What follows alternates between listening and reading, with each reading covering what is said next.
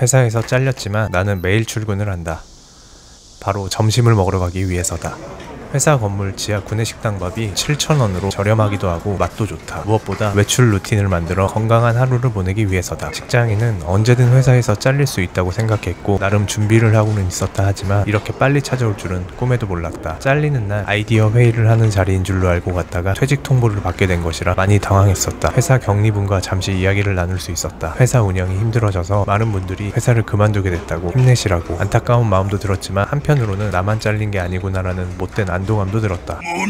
더 최악인 점은 일주일 전 부동산 계약금 사기를 당했다는 점이다. 당근을 통해 이사할 집을 알아보고 있었고 마음에 드는 집을 찾게 되어 직접 방문도 하고 등기부 등본도 떼고 집주인분의 주민등록증도 확인을 했다. 다만 집주인분의 와이프 계좌로 계약금을 넣어달라는 이야기가 조금 깨름칙하긴 했다. 계약금을 입금한 다음날 문자를 다시 확인해보니 주민등록증이 위조된 것을 발견하게 되었다. 부동산 업자에게 위조된 주민등록증이니 계약금을 돌려달라고 했지만 답장도 없었고 통화도 되지 않았다.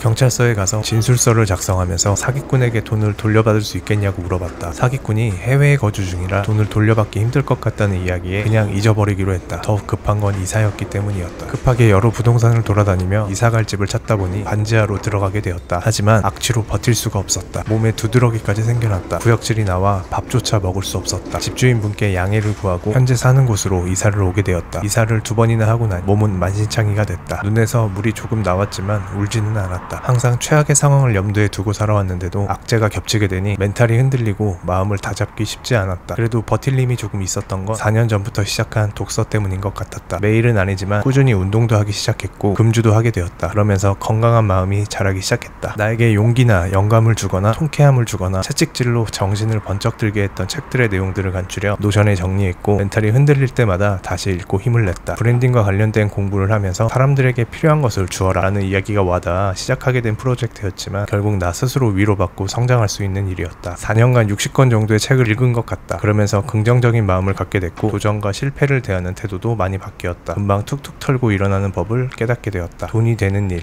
성장할 수 있는 일, 꾸준히 잘할 수 있는 일의 교집합 찾기가 나의 목표가 되었다. 퇴근 후 그리고 주말 시간을 이용하여 여러가지 시행착오를 겪어나갔다. 그러면서 어느 정도 명확한 방향을 찾게 되었는데 어릴 때부터 꿈꿔왔던 나만의 브랜드를 만드는 일이 그것이었다. 6년 전 나는 회사 월급 이외에 파이프라인을 만들기 위해 고군분투했다. 첫 번째 도전은 유튜브로 구독자와 조회수를 늘리는 일이었다. 8개의 채널을 만들어보고 그중 3개는 수익 창출까지 가능했지만 모든 채널의 운영을 포기하기로 마음먹었다. 돈이 조금은 되는 일이었지만 꾸준히 잘할 수 있는 일은 아니었다. 채널 주제 선정은 조회수가 잘 나오는 방향으로 잡았기 때문이었다. 더욱이 유튜브 조회수 수익만으로는 회사를 그만두고 전업으로 하기에는 무리가 있었다. 그리고 깨닫게 되었다. 유튜브를 통해 제품이나 서비스 판매를 해야 한다는 것을 말이다. 그래서 제품을 만들어 보기로 했다. 조금씩 나만의 색을 담아 성취감을 느끼고 1년에 여러 제품을 출시할 수 있는 지속 가능한 구조도 함께 고민하게 됐다. 4년 전 기계식 키보드가 대중적으로 유행을 하고 있었다. 나 또한 키보드에 대한 남다른 애정을 갖고 있었다. 구매했던 기계식 키보드만 총 8개, 현재는 3개만 남아있다. 직장인으로서 가장 많은 시간을 타이핑하는 데 보내기도 하고 키감과 도각거리는 소리는 업무의 효율성을 높여준다고 생각했기 때문에 키보드를 주제로 첫 티셔츠를 제작하게 되었다. 기계식 키보드를 구매한 직장인이라면 구매하고 싶지 않을까 하는 마음에서였다. 직접 티셔츠 공장에 가서 디자인을 입히고 배송까지 하기에는 무리라고 생각을 했고 마플이라는 굿즈 대행 사이트를 통해 제작을 하게 되었다. 내가 디자인만 하고 사이트에 업로드하면 자동으로 티셔츠에 프린팅을 해주고 배송까지 해주는 시스템을 갖고 있었다. 여기에 들어가서 티셔츠를 제작을 하려면 구독자 1만 명 이상 채널을 갖고 있어야 했는데 포기했던 유튜브 채널이 도움이 되었다. 마우스로 한 땀 한 땀 키보드를 그려냈고 티셔츠를 완성했다. 하지만 티셔츠 판매를 어떻게 해야 하나, 홍보는 어떻게 해야 하나 고민에 빠지게 되었다. 그래서 자주 보던 키보드 리뷰 유튜버에게 용기 내서 메일을 보내게 되었다. 그리고 며칠 후 답장이 왔는데